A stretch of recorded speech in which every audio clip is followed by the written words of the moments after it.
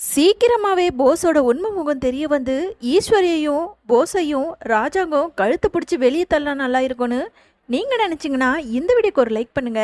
வாங்க வீடியோக்குள்ள போலாம். சேது ராஜாங்கத்தை ஒரு வழியா சமாதானப்படுத்தி ராஜாங்கமும் போஸை வீட்டுக்குள்ளேயும் அழைச்சிக்கிறாரு. இன்னொரு பக்கம் ஈஸ்வரி தமிழ்ச்செல்வி கிட்ட வந்து, தமிழ், நான் கூட உன்னை என்னமோ நினைச்சேன், கடைசியில பார்த்தா நான் சொன்னதை நீ சாதிச்சிட்டியே. சேது கிட்ட பேசி என் பையன் போஸை ஒரு வழியா வீட்டுக்குள்ள கூட்டிட்டு வந்தாச்சு. ஆனா தமிழ், நான் அப்படியே மட்டும் விட்டுடுவேன் நினைச்சிடாத.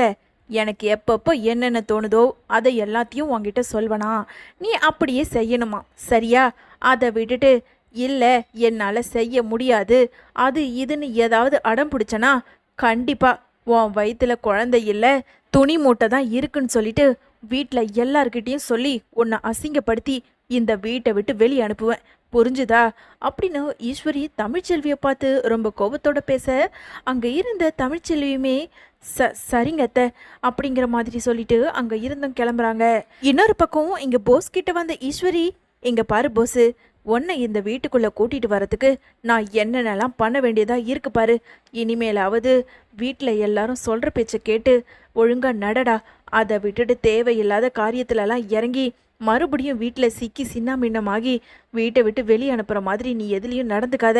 எந்த ஒரு கெட்ட விஷயத்துலையும் நீ தலையிட்டுக்காத. பாரு, கடைசியில் அந்த தமிழ்ச்செல்வி சொல்லி தான் உன்னை இந்த வீட்டுக்குள்ளே கூட்டிகிட்டு வரதா போயிடுச்சு. உடனே சித்ரா இருந்துக்கிட்டு, டே போஸு, அம்மா சொல்கிறத காதில் வாங்கினல, அதே மாதிரி நீ காலையில் போனால் நைட்டும் வரதில்லையா, மறுநாள் காலையில் தான் வர்றியான். ஆமாம், அப்படி எங்கே தாண்டா போகிற? எங்கள் யாருக்கும் எதுவுமே புரியலை. நீ பண்ணுற ஒன்னொன்னும் நான் கவனிச்சுக்கிட்டு தான் இருக்கேன் அப்படின்னு சித்ரா சொல்ல, உடனே போஸ் இருந்துக்கிட்டு, சரிக்கா சரிக்கா, பேசாமல் அமைதியாக இரு, நான் தான் ஒழுங்காக இருக்குன்னு சொல்கிறேன்ல. ஆமாண்டா போஸு, நீ ஒழுங்காக இருந்தாதான் மாமா உனக்கு பண்ண வேண்டியதெல்லாம் பண்ணுவார் அப்படின்னு இங்கே சித்ராவுமே சொல்லிக்கிட்டு இருக்காங்க.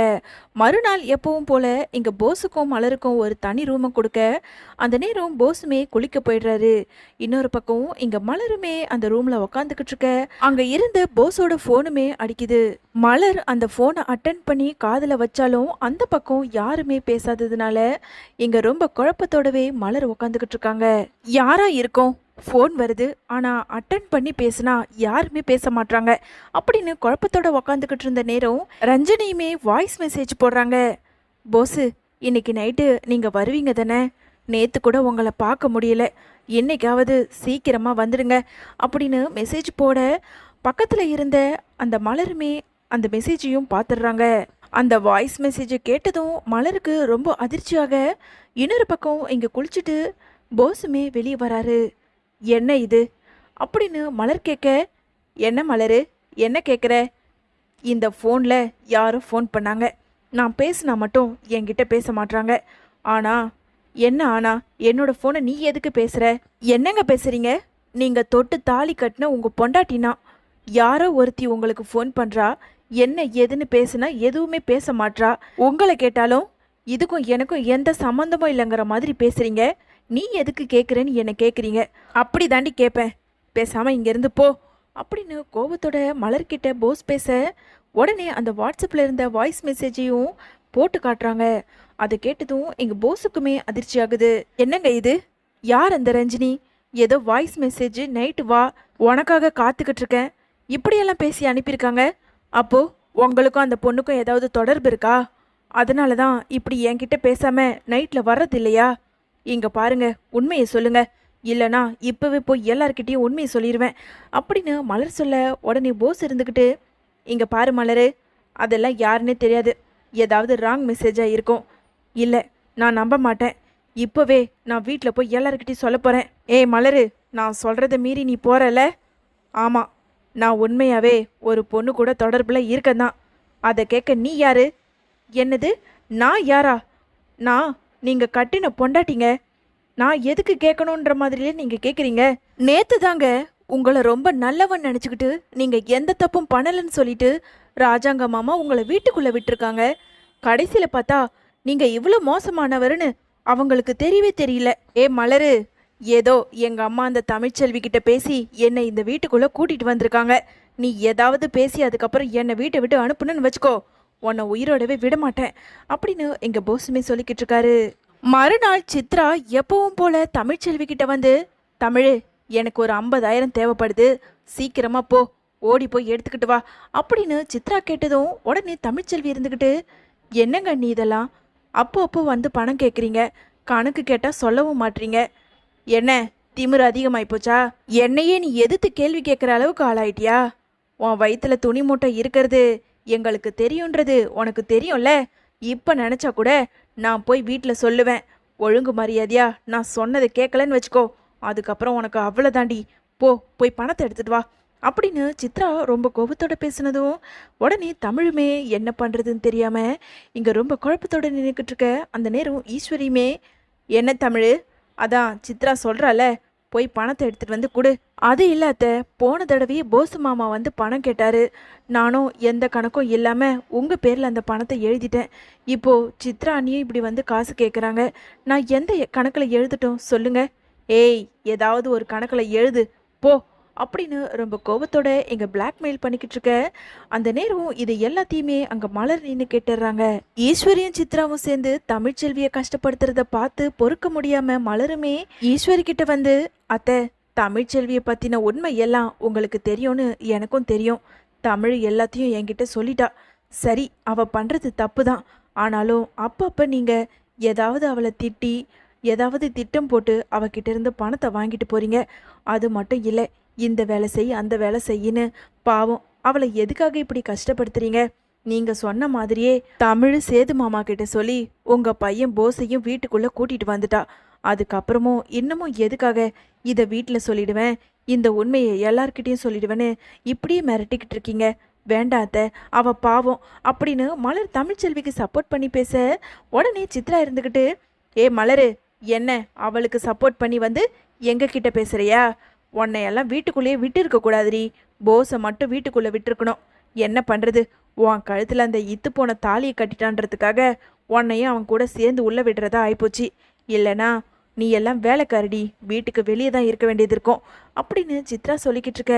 ஏ மலரு, இங்கே பாரு, வீட்டுக்கு எல்லாருக்கும் சமைச்சியா, என் பிள்ளைக்கு கால் அமைக்கி விட்டியா, அவன் கேட்கறத ஆக்கி போட்டியான்ற இருக்கிறத மட்டும் நீ பண்ணு, தேவையில்லாத இந்த விஷயத்துல தலையிடாத அப்படின்னு மலரை ஈஸ்வரி பேச அங்க இருந்த மலருக்கோ பொறுத்துக்க முடியாம, சரிங்க அத்தை, என் கடமையை நான் செய்கிறேன்.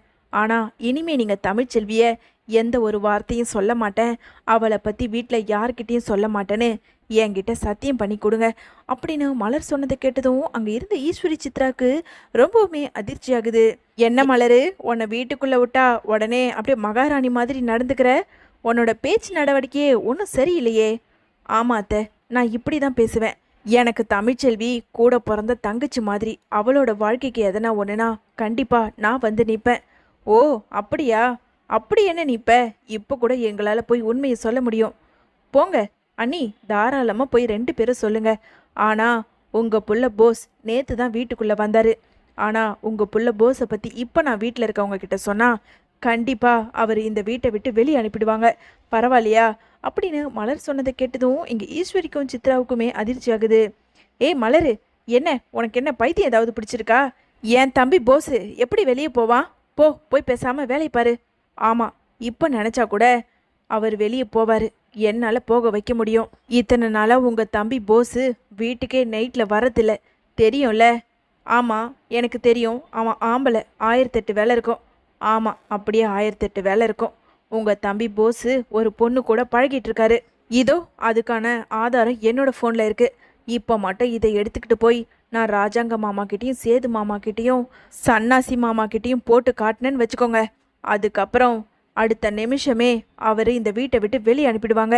பரவாயில்லையா? ஏ மலரு, போஸ் உனக்கு புருஷன்டி, அதை மனசுக்குள்ளே நினச்சிக்கிட்டு பேசு. நீ பாட்டுக்குன்னு முட்டாள் மாதிரி எதுவுமே தெரியாமல் வீட்டில் போய் சொல்லி வச்சிட போற.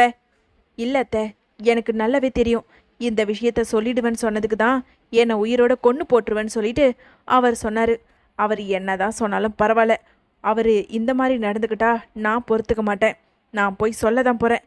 ஏ மலரு, நீ மட்டும் போய் சொன்னேன்னு வச்சுக்கோ, அதுக்கப்புறம் தமிழ்ச்செல்வியை பற்றின உண்மை எல்லாத்தையும் நாங்களும் சொல்ல வேண்டியது வரும் அப்படின்னு ஈஸ்வரியுமே இங்கே பிளாக்மெயில் பண்ண உடனே அங்கே இருந்த மலருமே, அப்போ சரி, என்னை பொறுத்த வரைக்கும் என் வாழ்க்கையை விட என் தங்கச்சி தமிழ்ச்செல்வியோட வாழ்க்கை தான் முக்கியம்.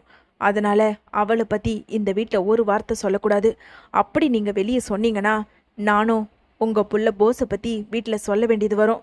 தமிழ் இந்த வீட்டை விட்டு போனால் உங்கள் புள்ள போஸும் மறுபடியும் போய் தோட்டத்திலே தங்க வேண்டியது வரும். ஜாக்கிரதை அப்படின்னு மலருமே ஒரு பெரிய குண்டையே தூக்கி போடுறாங்க. உடனே தமிழ் இருந்துக்கிட்டு, அக்கா என்னக்கா, போசு மாமா இவ்வளோ ஒரு பெரிய கிரிமினல் வேலை பண்ணிக்கிட்டு இருக்காரு, நீ என்னமோ உன் வாழ்க்கையை விட்டு ஏன் வாழ்க்கைக்காக ஈஸ்வரி அத்தைக்கிட்ட பேசிக்கிட்டு இருக்க? ஆமாம் தமிழ், அந்த ஆளை ஏண்டா கல்யாணம் பண்ணணும்னு ஒவ்வொரு நாளும் நான் ரொம்ப கஷ்டப்பட்டுக்கிட்டு இருக்கேன்.